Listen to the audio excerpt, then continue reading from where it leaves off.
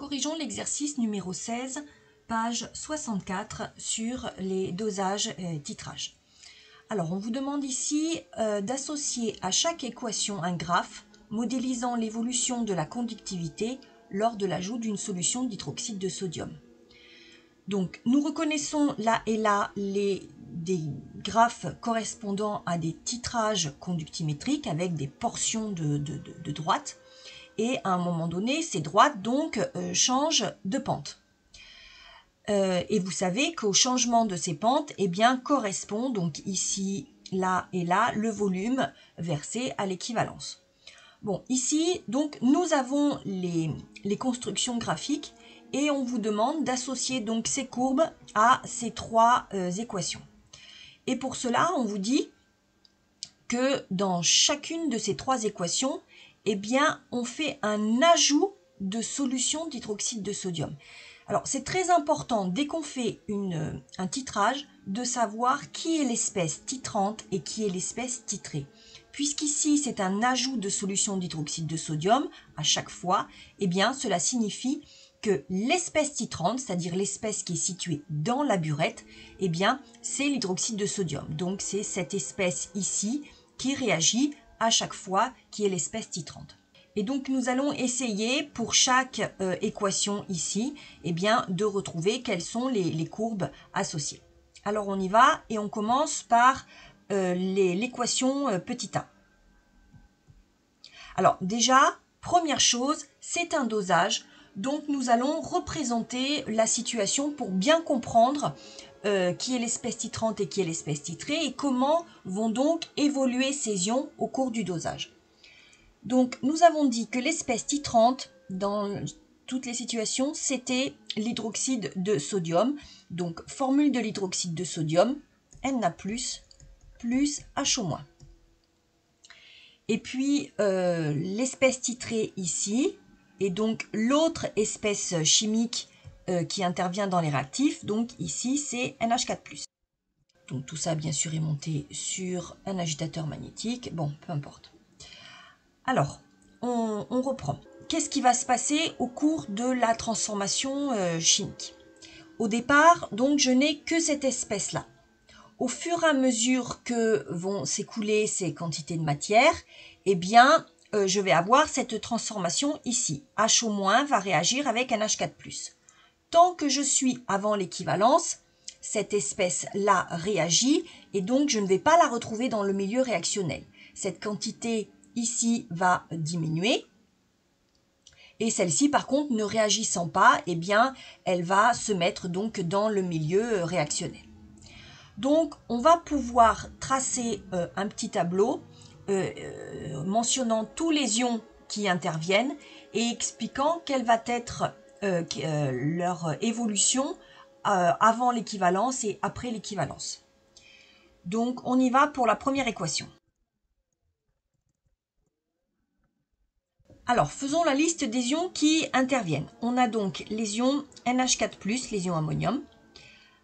On a également les ions HO- ainsi que les ions Na+. On n'oublie pas effectivement tous les ions. Alors forcément, il y a un contre-ion à NH4+, mais ici, on ne me l'indique pas, donc je n'en tiens pas compte. De toute façon, ce contre-ion ne va pas vraiment changer la donne, puisqu'il existe bien sûr, mais comme il ne réagit pas et qu'il est déjà dans le milieu réactionnel du départ, eh bien, il y reste et donc sa contribution en termes donc de conductivité ne va pas évoluer entre avant équivalence et après équivalence. Donc remplissons ces tableaux pour savoir comment va évoluer donc leur quantité au cours du dosage.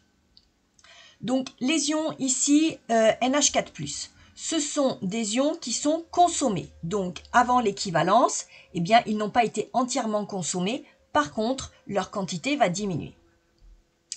Après l'équivalence, par contre, eh bien, il n'y en a plus, puisqu'ils auront été entièrement consommés. Donc, je n'en ai plus après l'équivalence. Pour les ions HO-, les ions HO-, ici, ils sont introduits dans le milieu réactionnel. Mais tant qu'on n'a pas atteint l'équivalence, au fur et à mesure qu'ils vont être introduits, eh bien, ils vont disparaître puisque ce sont des réactifs. Donc, au début, je n'en ai pas. Par contre, après l'équivalence, donc il n'y aura plus d'ion NH4+, donc tout ce qui va tomber va être en excès, et donc la quantité ici va augmenter. Pour les ions Na+, à présent, eh bien, comme ils ne réagissent pas dans l'équation, ce sont des espèces spectatrices, donc elles vont tomber dans le milieu réactionnel, donc elles vont être présentes de plus en plus, et donc elles ne vont, ces ions ne vont cesser d'augmenter. Donc, au final, bon, je vois qu'après l'équivalence, j'ai eu la conductivité qui va augmenter. Par contre, pour avant l'équivalence, j'ai des ions NH4+ qui disparaissent et des ions Na+ qui apparaissent. Donc au final, ça s'annule, la pente, enfin le sigma va croître ou va décroître. Tout dépend en fait donc des conductivités ici de ces deux ions-là que je retrouve ici. Donc Na+ qui est à 5 et puis NH4+ qui est à 7. Alors, essayons de comprendre ce qui se passe. À chaque fois, d'après l'équation, qu'un ion NH4+ va disparaître, il va être remplacé par Na+. Or, les ions NH4+ ont une conductivité supérieure à celle des ions Na+. Donc, ici, je vais avoir quelque chose de décroissant. En effet, chaque ion NH4+ qui disparaît va être remplacé par un ion Na+, mais qui a une conductivité ionique moindre, ionique molaire. Hein. Donc ici, au final, ça va décroître car lambda de Na+ est inférieur à lambda de NH4+. Alors, à quel graphique cela pourrait correspondre? Donc déjà, ce n'est pas celui-ci, puisque là, vous avez une pente positive. Donc, on peut l'écrire d'ailleurs. Donc, comme on a dit, on peut éliminer donc le graphe 1. Par contre, les deux graphes pourraient correspondre. Alors, vous voyez que en fait, le graphe numéro 2 a une pente beaucoup plus importante que le graphe numéro 3. Donc, on verra avec les autres équations comment l'expliquer. Là, pour l'instant, on ne peut pas complètement statuer. C'est le graphe 2 ou 3 en attente donc de l'étude des autres éléments. Donc, nous allons l'écrire. Allez, passons maintenant à la deuxième équation, l'équation B. Donc là encore, on représente le schéma du titrage. On fait toujours ça. Donc ici, l'espèce titrée, c'est l'acide éthanoïque. Et l'espèce titrante, on avait dit que c'était la solution d'hydroxyde de sodium. À nouveau, nous allons construire le tableau. Alors, qu'est-ce que j'ai comme espèce ionique? Eh bien, j'ai donc les ions HO- qui sont aussi avec les ions Na+, et puis ensuite j'ai les ions éthanoates. Donc on y va. Donc pour les ions HO-, les ions HO- sont dans la burette. Donc au fur et à mesure qu'ils vont être introduits dans la solution, tant que je suis avant l'équivalence, ils vont être entièrement consommés parce que ce sont des réactifs. Donc je n'en ai pas. Par contre, une fois que l'équivalence sera atteinte, eh bien, je n'aurai plus cette espèce chimique-là, elle aura été entièrement consommée, mais je vais continuer à rajouter des ions HO-. Donc, leur quantité va augmenter une fois que l'équivalence sera passée.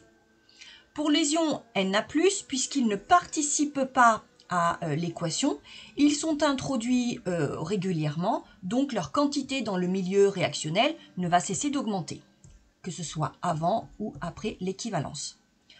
Pour les ions éthanoates à présent, les ions éthanoates, je n'en ai pas au début puisque ce sont des produits. Donc, ils vont être produits dès que les réactifs vont ici être, je veux dire la solution titrante va être introduite dans le milieu réactionnel.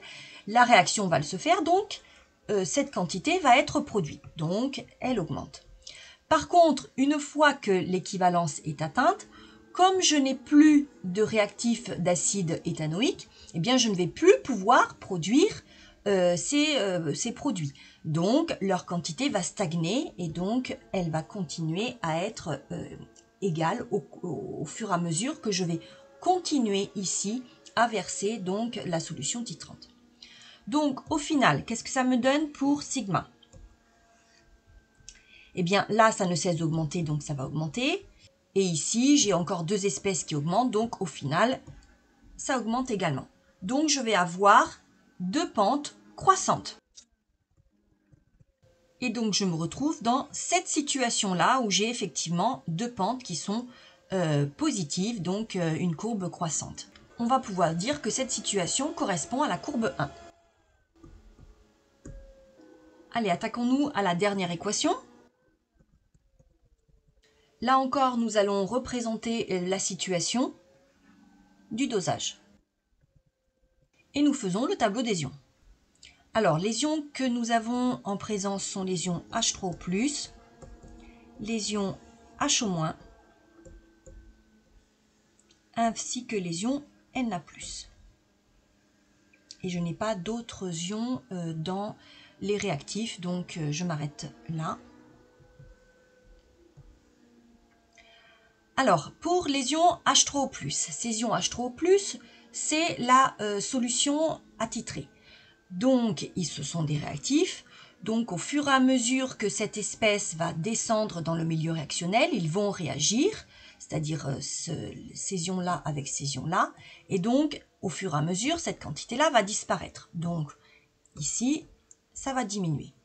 Après l'équivalence, eh bien, cette fois-ci, je n'en ai plus. Ils auront été entièrement consommés. Donc, 0. Pour les ions HO-, alors eux, au contraire, au fur et à mesure qu'ils tombent, tant que je suis avant l'équivalence, ils réagissent tout de suite avec les ions H3O+, selon cette équation. Donc, tant que je suis avant l'équivalence, je n'ai pas d'ion HO-. Par contre, après l'équivalence, comme il n'y aura plus d'ion H3O+, et que cela continue à être versé, eh bien, ils se retrouveront donc en excès, et donc leur quantité ici va augmenter. Pour les ions Na+, à présent, ce sont des ions qui ne participent pas à l'équation. Donc, ils continuent à être versés au fur et à mesure dans le milieu réactionnel, leur quantité ne va cesser d'augmenter. Donc, au final,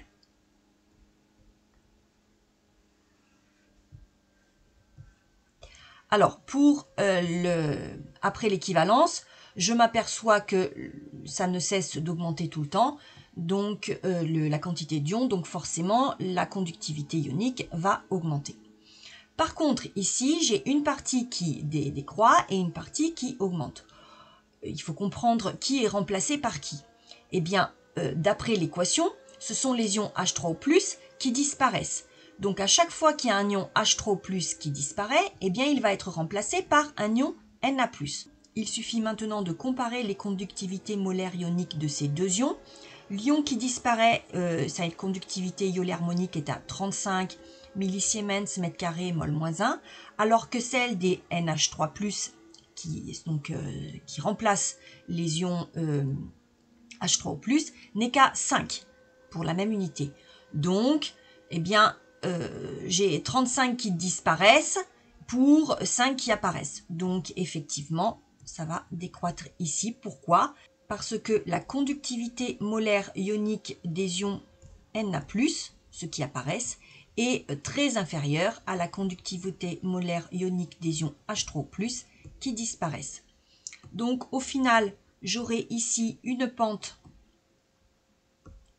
décroissante et ici une pente croissante. Donc, cela peut correspondre, comme tout à l'heure, à ces deux situations-là. Mais comment on va pouvoir le départager de la première équation? Eh bien, c'est avec les différences d'électronégativité entre les deux.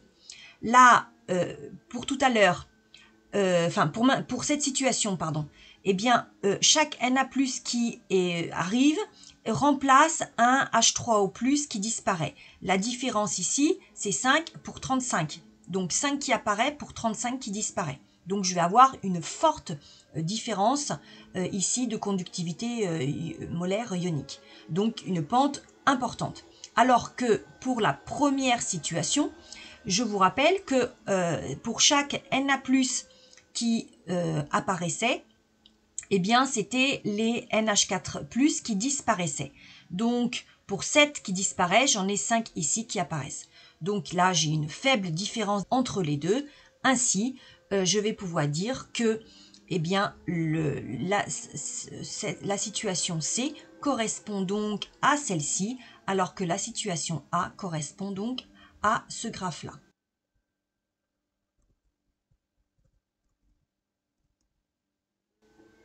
Et donc, nous allons pouvoir revenir à la première courbe. Donc, c'était ici. Donc, cette première courbe, c'était la courbe 3.